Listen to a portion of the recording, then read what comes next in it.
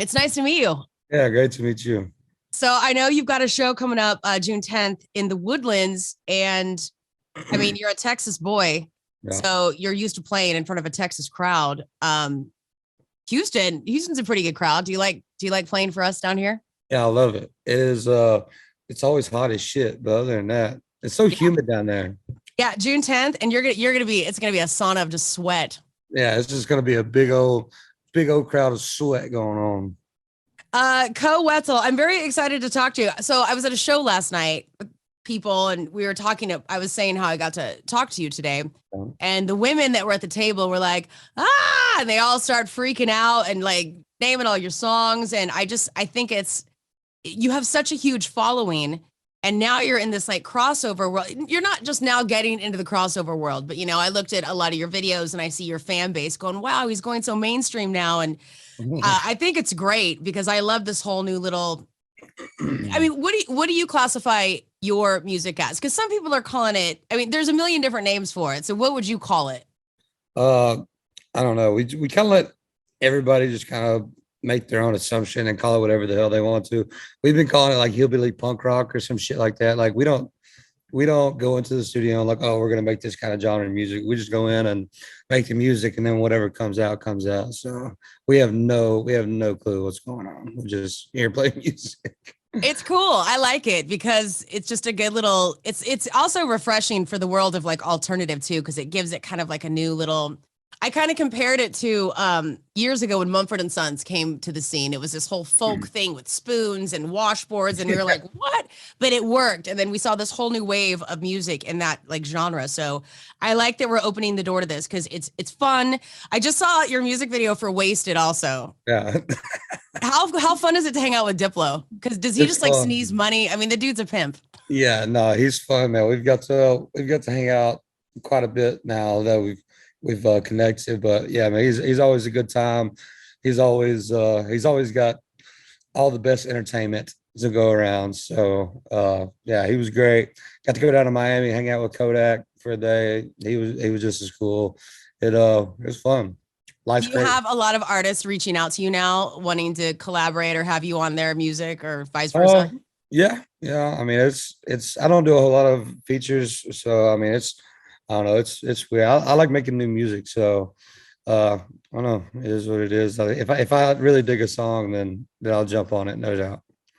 If you could like do well, I mean, you like making your own music, so I can't even ask you like who you'd like to collaborate with, but I feel like you're just at the beginning of this whole new little wave, so it'll be kind of cool to see what you do with everything. I do want to ask you, I mean, growing up, uh I imagine you've gone to like what were your music? Were you just country the minute you were born? That born and raised, that was Yeah. all it?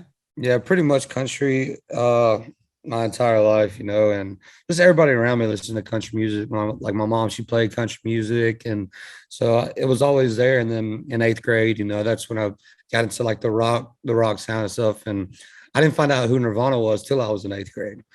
And I still thought Kurt Cobain was still alive. Okay, so, Ah, so I'm asking for like Nirvana tickets and shit for Christmas and stuff, and they're like, we hate to tell you this, but so it was like one of those deals. But once I got into Nirvana, it opened up so many, new genres to me, and huge Weezer fan, and just the pop punk, era, a lot of stuff like that. So I don't know. It comes. My dad's a big hip hop guy, big rap fan, so kind of came up on that as well. So I'm all over the place. um, so I know that I've never seen a show. I will see your show coming up, but I know that you are. I mean, the media will write up that you're not afraid to get raunchy, and a long time ago, I was at a David Allan Coe show. I've never gone to see him. And I was like, I mean, it can't be that bad. And I was like, holy crap. First of all, the David Allan Coe show, like there was no air conditioning allowed. He wanted it Yeah. like turned off. So we're dripping with sweat and it's just smashed with people on a scale of David Allan Coe. Like, where are you as far as raunchy goes while you perform? Oh man, I don't even think there's a skill for David Allan Coe. There's not. There's not a skill. So I'm just gonna say nowhere in the realm until you come see the show. I'll let you decide. So how are you going to put your set list together? Do you do any cover songs? Like, a lot of the times we'll see artists kind of just throw it all over the place. Like I was talking about the Killers. They're going to Yeah. be coming to town. And I said, one of the good things about a Killers show is, they always do these great covers. They'll kind of Yeah. go all over the board with a good cover song. How's your set list looking? We played our first show in Tallahassee last night. We didn't have any covers. We don't really play a lot of covers. We have the new record out, obviously, so we're trying to throw in as much new music as possible. I think we threw in like 7 or 8 new songs from the record, and obviously the fans want to hear the older stuff. So I think we're at like 23, 24 songs right now, and it's just all us. So uh, we try to come up with a cover, but we got too drunk during rehearsal and kind of forgot about it. So we were like, all right, fuck it, no more covers for this set. So You know what I was going to ask you? Where's Pittsburgh, Texas at? What's it close to? it's northeast Texas, so Longview, Tyler area, Mount Oh, Pleasant. far, far away from us. Yeah, it's straight north. Yeah. Um, so let's see, Joe, the show's June 10. And the Buzz is actually playing Creeps, which we're digging on that too. So hopefully we'll get to throw more of those singles on. And I love that you're part of this alternative world. And I mean, I'm very happy to talk to you too. What does the future look like after this tour? Because I know you're just getting started with it. Um, I don't know. Just we're we talked about making a country record, but I've been I've been writing. I went back to El Paso for 3 weeks to write. Wrote a bunch of good shit. And then went to Nashville, wrote some more. But I guess I've been away from country music for so long, or just been focused on making this type of music for so long, that it's not that I forgot how to write a country song. It's just I'm way more comfortable with writing this alternative sounding stuff, and it's a lot easier for me. So I like it. uh, I don't really know what the future holds. We have a lot of cool demos and stuff that's going on. It's weird, I'm hung on this sound that we've created over the last 5 or 6 years. So I don't want to lose that. And country music will always be there. I'll always be able to go back, and if I live to be 50 years old, I can set up on a stool and play some country music. But I don't want what we have going on right now to go away. So we're just writing that stuff right now. Hopefully get a new record out by summertime or past summertime, and see where everything goes. Have you ever, I'm sure you have, crossed paths with Aaron Lewis, since Aaron Lewis has been doing the whole country thing? Yeah. Is Yeah. the Yeah. Aaron, he came out on tour with us last year. He did a couple That's what days. I thought. That's what I thought. I thought I read that. Yeah.